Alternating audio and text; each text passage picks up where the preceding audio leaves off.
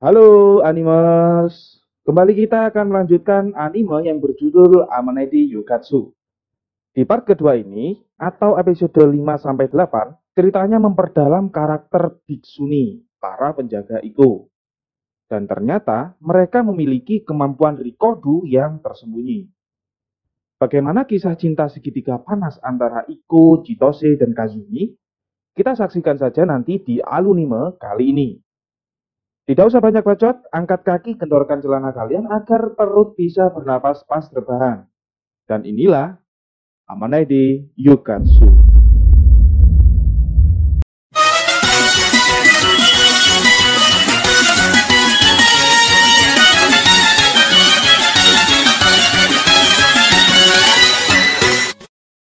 Setelah kejadian di episode kemarin, membuat semua kuil dan para sesepuh biksu membicarakan Hinata. Mereka beranggapan bahwa kekuatan Iko masih belumlah stabil.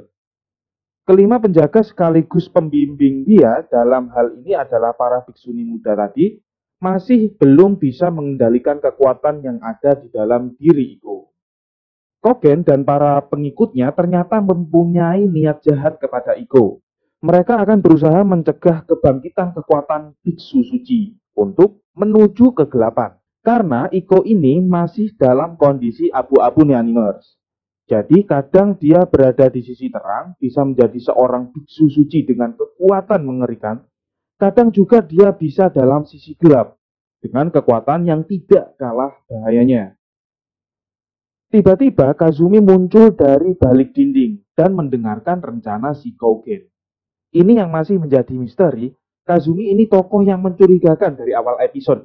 Dia sebenarnya berada di pihak yang baik atau yang buruk. Di kuil Kaizen sendiri, Sakura, kakak dari Hinata, mengkhawatirkan Hinata. Dia menganggap bahwa Hinata masih terlalu muda untuk mengendalikan kekuatan Rikudo milik dirinya. Jadi mungkin saja kejadian kemarin bisa menjadi malapetaka kalau Rikudo miliknya berada di sisi gelap. Untuk itulah Jotokujo, sesepuh dari kuil Seizen, memerintahkan Hinata dan Iko untuk berlatih ke kuil Saichoji. Di dalam perjalanan, ternyata mereka tidak berdua saja, tapi dimata-matai oleh Chitose, Sakura, dan Yuki. Sampai di depan kuil, mereka bertiga dan sekaligus Iko dikejutkan oleh hadirnya kepala biksu dari kuil tersebut. Dia bernama Miyuko. Ini parasnya. Mengetahui mereka sedang dimata-matai, Miyuko menyuruh Chitose dan kawan-kawan untuk pulang dan kembali ke kuil Sayenji. Dan tidak usah mencemaskan Hinata dan Iko. Di sesi latihan, Miyuko memerintahkan Hinata untuk selalu siaga apapun yang terjadi. Jika ada kejadian yang mana hal itu terjadi pada Iko. Singkat cerita, Miyuko berhasil mengeluarkan kekuatan yang ada dalam diri Iko. Namun, kali ini Iko berada dalam sisi negatifnya nih. Kekuatan Iko yang sangat puas tersebut membuat seorang Hinata yang masih belum mampu mengendalikan kekuatannya sendiri mengalami kesulitan. Kemudian, Miyuko memerintahkan Hinata untuk membaca satu bait sutra agar bisa melawan balik kekuatan Iko. Miyuko lebih keras mendidik mereka daripada Jotokujo, sehingga tidak terasa mereka berada di sesi akhir dari latihan. Miyuko memerintahkan mereka untuk masuk ke dalam gua, dan dalam misinya untuk membacakan sutra di depan patung Buddha Saichoji yang ada di dalamnya.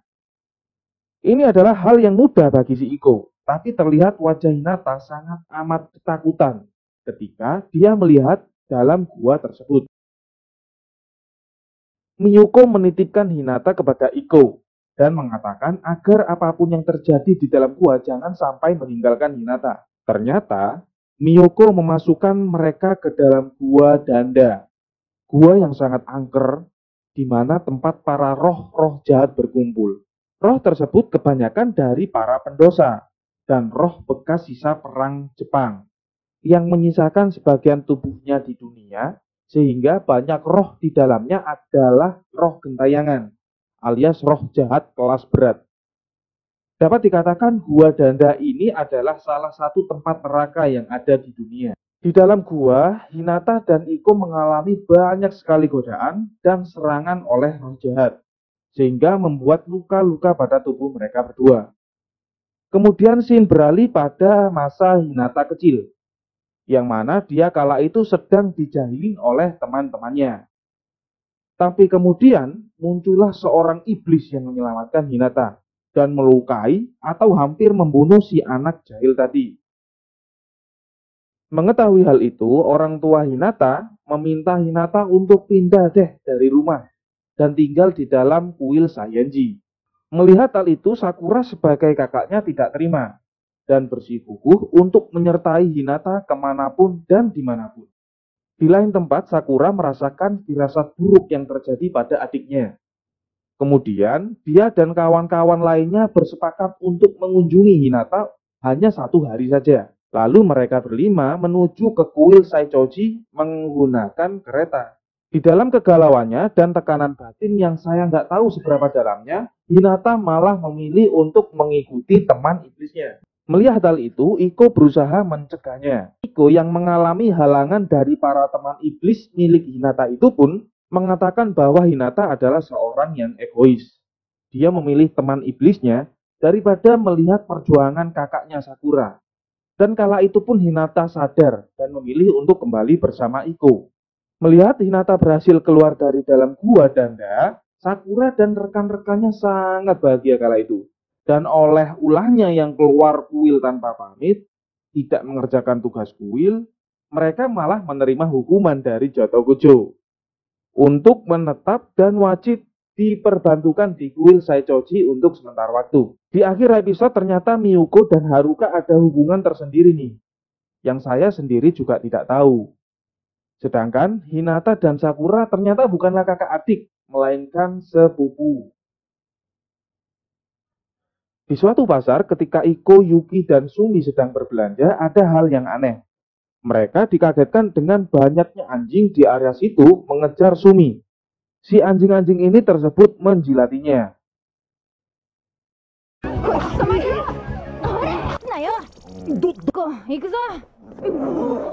Dan ketika pulang ke kuil Sayenji di sore hari, barulah dijelaskan bahwa Sumi juga memiliki kekuatan Rikudo, sama halnya dengan Iko dan Hinata. Tapi kali ini kekuatannya berhubungan dengan hormon. Hormon feromon dalam diri Sumi keluar setiap musim semi, yang membuat anjing, kucing, dan semua hewan piaraan di kota tersebut menjadi terangsang. Seperti halnya Iko dan Hinata, Sumi masih belum berpengalaman alias tidak bisa dalam mengontrol kekuatan yang ada dalam dirinya. Hal ini pernah terjadi pada tahun sebelumnya, di mana banyak sekali anjing yang memasuki kuil dan bahkan ada yang datang dari luar kota. Alhasil diputuskan, demi menjaga stabilitas dan keamanan kuil Sayenji, para bhiksuni muda ini melakukan patroli di tiap malam. Chitose, Yuki, Iko, dan Hinata kebagian patroli di luar kuil. Sedangkan Sakura dan Haruka bertugas menjaga di dalam kuil. Di malam pertama mereka berhasil mengamankan 8 ekor anjing. Dan di luar terdengar Sumi sedang membaca sutra. Dia berlatih untuk dirinya sendiri agar bisa mengendalikan kekuatannya.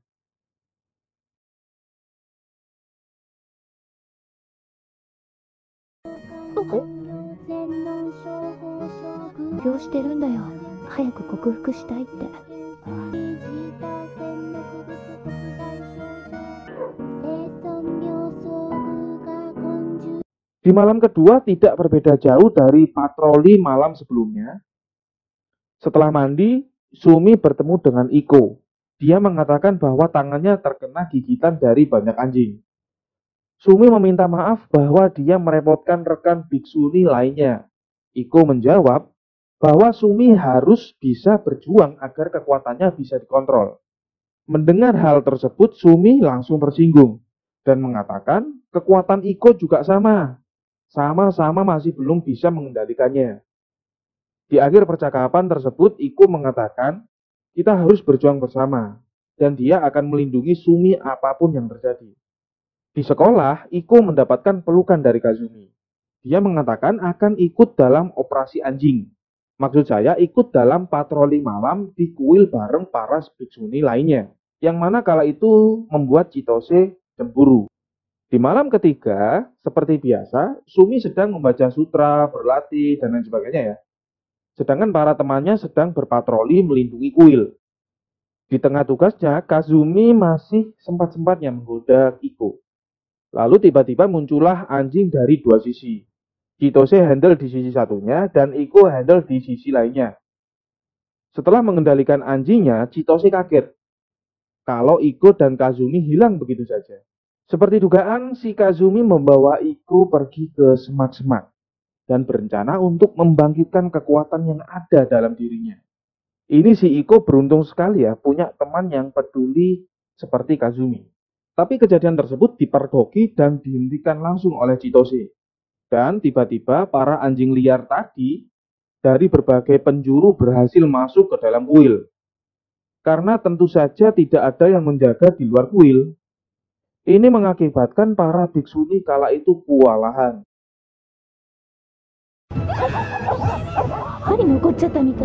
Untuk memastikan Sumi, temannya aman di dalam, Chitose dan Hinata masuk ke dalam kamarnya. Melihat bekas gigitan yang begitu banyak di tangan Chitose, Sumi tidak tinggal diam. Dia langsung keluar kuil. Kazumi yang mencoba kembali untuk membangkitkan kekuatan Iko, tapi Iko kali ini berhasil mengendalikan hasrat kelakiannya dengan cara membenturkan kepalanya sendiri. Iko juga mengatakan kepada Sumi bahwa dia sudah berhasil mengendalikan kekuatannya.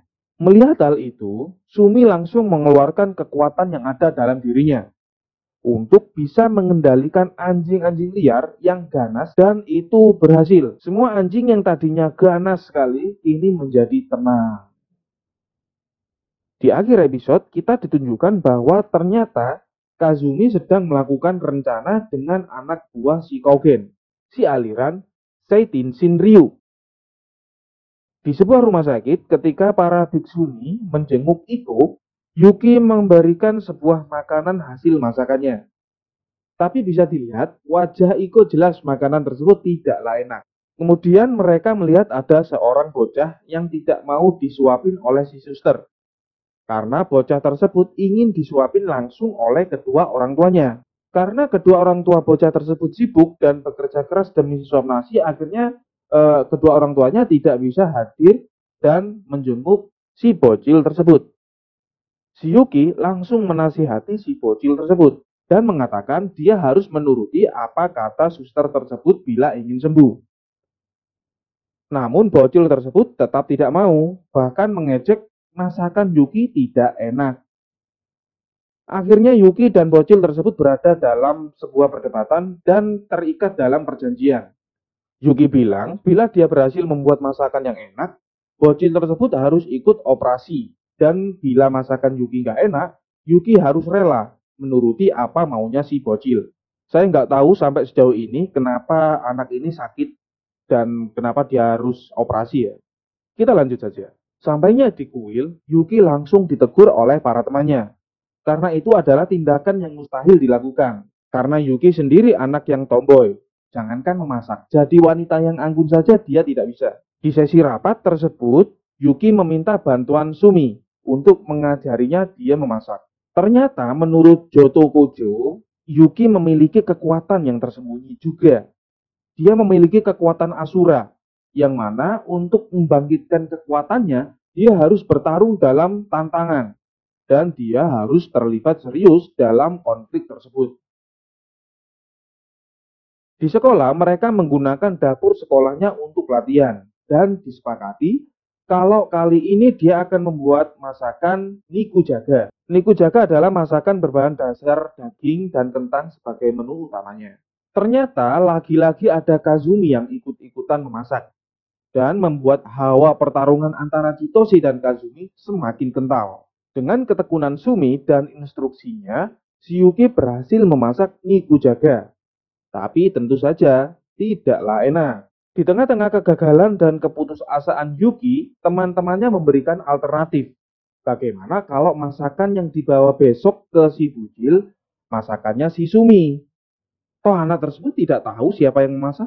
Tentu saja Yuki tidak setuju dan keluar untuk merenung. どうしてじゃない？それ全部作ったの？メタみたい。嫌だ。Yuki sendiri mengingat bagaimana dia masa kecilnya dimasakin oleh ibunya. Sebuah telur mata sapi yang bulat sempurna. Untuk itu Yuki dan Sumi memutuskan saja untuk ganti menu dari nikujaga ke telur mata sapi saja. Dengan bermodalkan banyak sekali telur yang dibeli para teman-temannya, Yuki berjuang keras agar menciptakan sebuah telur yang bulat sempurna. Ini membuat banyak sekali telur-telur yang tadi habis dimasak oleh si Yumi harus dimakan habis oleh Iko. Iko yang sudah tidak kuat lagi mulai muntah, pergi ke kamar mandi, dan ternyata diikuti oleh Kazumi. Lagi-lagi Kazumi berusaha memancing hasrat si Iko agar bangkit kekuatannya. Namun upaya Kazumi itu gagal total. Dengan perjuangan yang tak kenal lelah, semalam suntuk, Yuki berhasil membuat telur mata sapi dengan bentuk sempurna. Yang itu membuat teman-temannya senang. Telur mata sapi buatan si Yuki tersebut dihidangkan kepada si bocil.